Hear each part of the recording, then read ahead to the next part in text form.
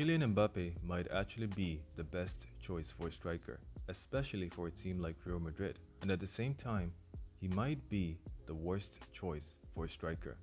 I know, that sounds contradictory, but taking a look at what his strengths and weaknesses are, you begin to realize why. What makes Mbappé a great striker? Obviously, he's fast. He can clock speeds up to 38 kilometers per hour.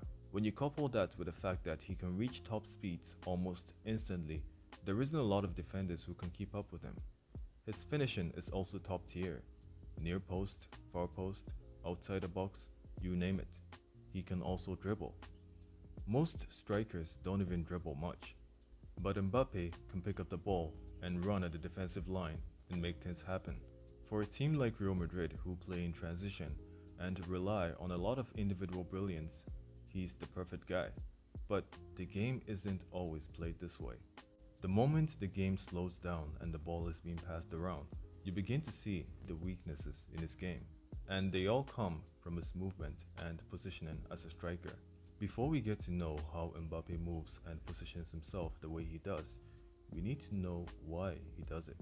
He's not very comfortable receiving the ball with his back to goal and holding off defenders. He's not dominant in the air. You rarely see him going for headers. He tries to avoid these physical battles as much as possible.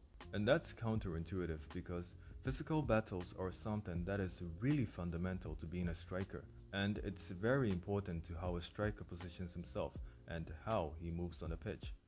During build-up, a striker will drop deep from the front line to receive the ball.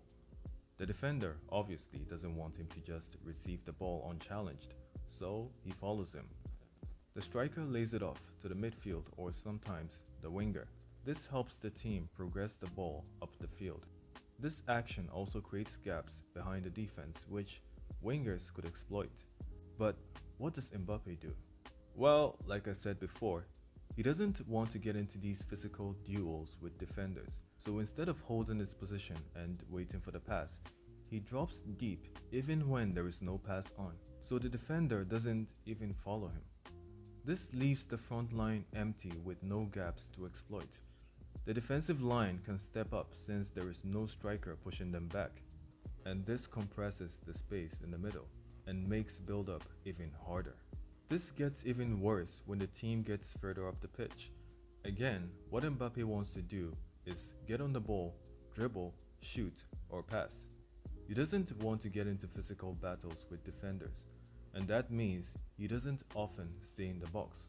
So naturally, he tends to drift to the left to receive the ball, the same area Vinicius occupies. Or sometimes he just stays on the edge of the box. This often results in situations where Vinicius would actually get the ball into really dangerous areas in the box, but the striker is unavailable. And it's actually the midfielders who have to get into the box to try and score. Even in times you find Mbappe in the box, he's not aggressive enough. Yes, Kylian Mbappé will get you goals. He has traits that make him a fantastic striker. But at the same time, he has glaring weaknesses to his game. And you can't blame him. That's his profile as a player. But you run into a conundrum. You have a natural striker in Gonzalo Garcia who gives you less goals than Mbappe, but better overall team chemistry. Are you going to replace Mbappe with him? If you enjoyed this video, give it a like and consider subscribing to the channel. Thanks for watching.